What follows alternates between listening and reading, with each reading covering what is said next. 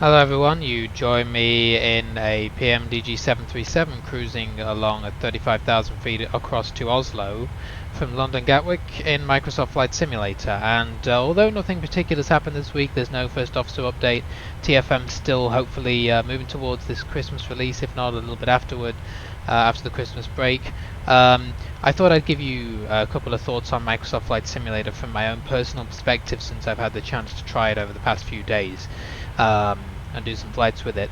So I'm going to separate this, I would say, into two parts. The first is sort of the simulator interface and narration, and the second is the aircraft and the flying experience.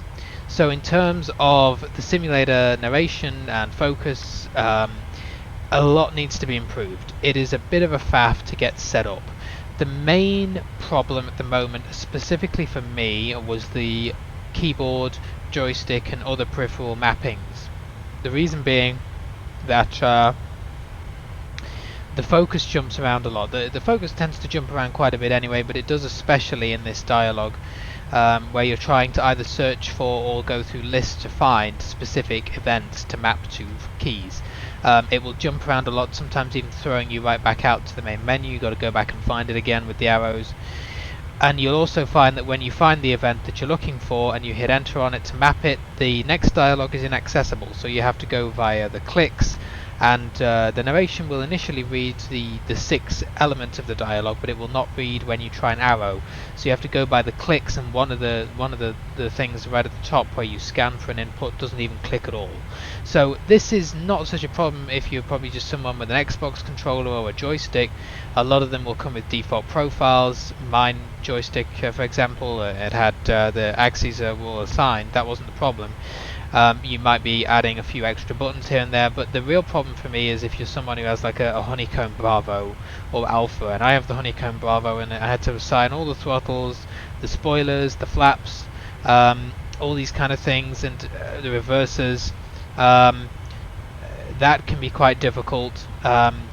The process also has some flaws in that, it's kind of cool that a button can be assigned to 2 events at once. However, you'll often experience it where, for example, when I assign the flaps on my joystick to some buttons, they were also assigned to trim. I wasn't notified about that, so suddenly those buttons are doing both flaps and trim all at the same time.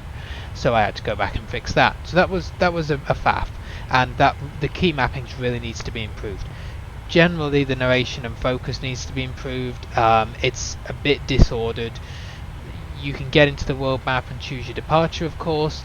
You can choose a gate, although it's very difficult to find exactly the right gate you want. The layout is weird. Sometimes you have to arrow up and down to get it to read the gate that you're on. So sometimes it's better to just load in and then spawn over to a gate using TFM. All of that is fine and just about usable. I wouldn't say it's great, but it's usable. The areas where the narration does this thing where it reads everything in the dialogue and then you arrow around is rather annoying. I wish you could just arrow around in the beginning, especially because the narration is rather slow in comparison to a screen reader. The levels to which we would normally have it as competent blind users, even if you push the narration all the way up to 100% speech rate. Then I'll move on to the flying experience and the PMDG. Yeah, that's all pretty great. The only add-on really that we don't have is GSX working properly at the moment, but other than that, everything else is great. You don't have to have other programs open for real time, for active sky, all that kind of thing. If you're looking to invest less overall, it's a good purchase. Just be aware it's going to take quite a bit of faff to get set up, especially if you have a lot of peripherals. You're going to have to get used to the focus. There are other people who have been using it. I will probably do some kind of little tutorial in the future just to kind of show how I'm doing it, but I mean, it's not massively complicated. You should be able to figure it out. It just takes a little bit of experimenting. The PMDG is the PMDG that we know. It sounds pretty good. I don't know if it sounds better than the one in P2D. Parts of it do. The APU sounds amazing on the outside view. The engines definitely sound different. I do like how they fade in and out. They do a good job of that, depending on your altitude. It's definitely better on the auto lands, and generally the VNAV does seem a little bit more accurate. First officer, yeah, it's the first officer that we know. Obviously, it's a little bit different in terms of the interface, but the flows and the checklists are all pretty similar to the P3D version. Obviously, you've got to use the new menu system that he's put in to get to some of these buttons. I'm personally not using it with voice at the moment, just using the buttons, but you can use it with voice, although you'll have to go through all the checklists if you do that yourself. There's no automatic checklist methodology like in P3D if you're using voice, so I'm just using the keyboard, and also just the fact that, especially when you're on VATSIM, if it misses an item in a checklist or something and does that several times, you're dealing with that as well as VATSIM and everything else, so it's just better to have it, get it right first time for me. In terms of the default scenery, it's generally got a lot more gates, it is more realistic. I have had some interesting experience today on VATSIM where the stand I was supposedly at, which was supposed to be like, I don't know, stand, I think it was like 117 was the gate, and they said we were like at stand 20, so I'm not sure that the identifiers on all the stands are correct. Nevertheless, it did have more stands in the scenery by default than P3D or gates, so that was good. Yeah, I would say, so far I haven't had any issues myself using TFM's reposition feature. I wasn't able to use Tramp because it was throwing an error at me about running the scenery assembler when I launched it up. But I think that's something to do with my system that I need to look into, because the scenery assembler had been run and everything was supposedly correct with it generating the Microsoft Flight Simulator scenery. So I was using TFM to reposition, and yeah, had no issues. Just make sure you pause the simulator with escape before you reposition. Yeah, I think this is a great aircraft, really good flying experience. The aircraft, I should add, is missing a couple of things that we're waiting on that P3D does have.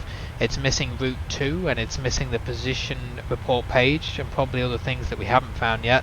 So there are some things that we're waiting to come to MSFS if you were looking for either of those in P3D. But generally, yeah, I think it's a good experience. Now I've got everything set up, it's not going to be too much of a problem. You can pretty much just use a combination of keyboard and controller and TFM to load in your aircraft and get set up at your gate, and then you're good from there. Currently using PMDG's pushback since GSX isn't working. So those are really my thoughts. You do have to have a good system, I will say that. The minimum recommended specs, as I think I said last week, is 8 gigs of RAM. That's an absolute minimum. A graphics card with 2 gigs of VRAM, and yeah, so I would say at least 16 gigs of RAM is a good shout, and a good graphics card. It is very intensive even with the settings for the graphics turned down. So yeah, I think right now with my system, and this is a Ryzen 5800X, 32 gigs of RAM, GTX 3070 card, we're running at about 40% CPU usage and about 30 to 40% RAM. So you can see if you even had 16 gigs of RAM, you'd probably be about, nearly using all of it. So yeah, you got to be a bit careful on that. So things to consider, and P3D is going nowhere, but I will be streaming some MSFS and P3D, especially with the 737, which has the 700 and 800 at the moment in my simulator. You can of course also get the 600, but I wasn't too bothered about that, and shortly we should be getting the 900, which is expected in December. So I hope you enjoyed the video. I guess it wasn't really an update video per se in terms of general news, but there wasn't too much to update you on, so I figured I'd give you my personal findings. So much the same as has already been reported, but I just thought I'd point that out, and the key mappings process particularly is rather painful and really needs to be addressed. But enjoying flying this thing around in 2020, and I will see you, if not in a upcoming 2020 stream, then in the next week's update video.